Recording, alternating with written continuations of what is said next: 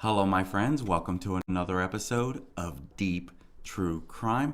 I'm Manny Rodriguez. In today's episode, I want to continue the coverage of the capture of Bryan Kohberger, who has been accused of being the main suspect who acted alone in this horrific chain of events on November 13th of this year. And so we're going to be diving into what do we know. I'm going to tell you this. It truly looks like Kaylee was right about having a stalker.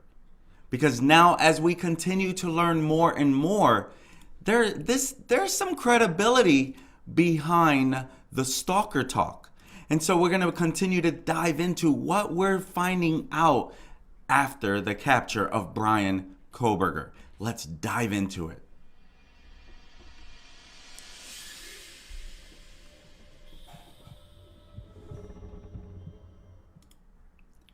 Bryan Kohberger, 28 years old, he is the man that is accused of the horrific events that happened where the four University of Idaho students were allegedly stalking them, is what we're finding out now.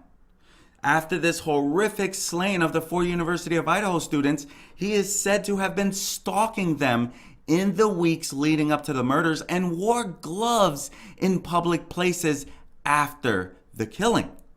Bryan is said to have been very scrupulous about not leaving his fingerprints behind after this incident, even wearing gloves when he entered a grocery store. Now, this is according to a friend of one of the police officers that has been assigned to follow him there.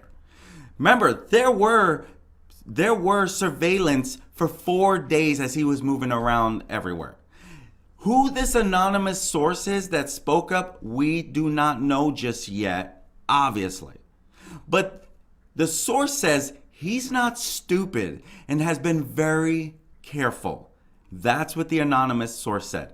So again, a friend of a police officer or someone who's been assigned to follow and track him down. Now, again, FBI followed him from Idaho to Pennsylvania. And what we later found out is that his dad was actually driving back to Pennsylvania with him from Washington. So his dad might have flew there and then drove back with him, which would also put some type of surveillance that would have at least seen two people in that vehicle. Now again, he was being surveillanced for 4 days. So someone must have been following him also to Pennsylvania. All along, they were just looking for footage, right? But this anonymous source says he's not stupid and has been very careful. As we have learned, yes, he seems to have been trying to be very careful. He was conducting studies on how to try to get away with this stuff. He was conducting studies as part of a project.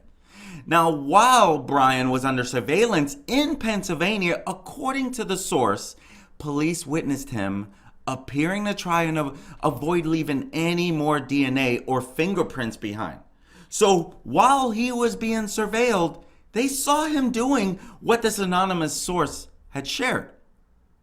Okay, that adds a lot of credibility, which is why I'm sharing this, right? If someone had just sent me something in the email and just easily said, I don't know, you don't know me, but I want to tell you about this story, I'm not running with that. I'm not going to run with that. Yes, you can see a lot of these true crimers. They're going to run with anything that seems credible. Anything. But they're only going to one source. I don't believe in that route. So I want to try to at least have a little more credibility on where I'm getting these sources from. Now, this first appeared in Daily Mail. And so that's where it's like, okay, let me dig a little deeper into this. Here we find out that he was doing his best to avoid leaving any more DNA behind or any fingerprints behind by taking protective measures while he was in public. And so this anonymous source shared a good friend of ours was one of the cops who has been following him the last couple of days. This is what the source explained of their connection to the surveillance on Kohberger in Pennsylvania. And he said he followed him into a giant local grocery store and wore gloves the entire time. Wow. I will say, I have seen people wear gloves in the store. I have seen that, especially during the COVID-19 times, right? I've seen that. Remember being in Trader Joe's and someone wearing gloves. Now, it did stick out to me. Okay? But this guy, come to find out, he's the main suspect. They believe, Chief Fry says he believes he has the right person that did this. That's his words. He's not saying let this play out in a court of law. I don't think he should, because he should confidently have the right guy behind. We still have to be sharing alleged, perp and things like that, right? Someone did kind of correct me. I think it was alleged suspect. I shouldn't be saying it that way. Thank you for the person who shared that. So I will work on that. Again, I'm a work in progress. They also allege that the prime suspect was stalking his victims ahead of the murders, with their cell phone locations matching up on several occasions. That's what they were sharing. That's big news. That's big news. They shared right here. Anonymous, please. That's this person wanting to stay anonymous. He was arrested only 40 minutes from our home near our aunt and uncles. We went to school with my cousins. His sister lives in our town. A good friend of ours was one of the cops who has been following him the last couple of days. He coaches with my husband and was telling him all the crazy details. He followed him into a giant local grocery store and wore gloves the entire time. He's not stupid and has been very careful. Also, he's been stalking them for weeks. Not sure if they ever interacted, but his cell phone pings followed their every move for weeks. So freaking scary and disturbing. I've been so invested in this case the last 6 weeks, and to find out how close he is to us and that one of our friends found him and arrested him is just crazy. That's what the anonymous source has shared. I sure do appreciate that the anonymous source shared this. When this affidavit comes out, we're going to find out more. Because as we know, Kohberger was arrested at his family's home on Friday following a more than month-long investigation. The source said Kohberger was arrested again just 40 minutes from where they live and that his sister lives in their town. The source has even more overlap with Kohberger, whose family lives in a small town in the Pocono Mountains. And according to them, he also allegedly went to school with their cousins and lives near their aunts and uncles, as I shared with you the anonymous note. And it's hard, I know, because it's anonymous. We have to take everything with a grain of salt right now. Once we have that affidavit, we can really spill a lot more beans when we find more on what is in these beans, right?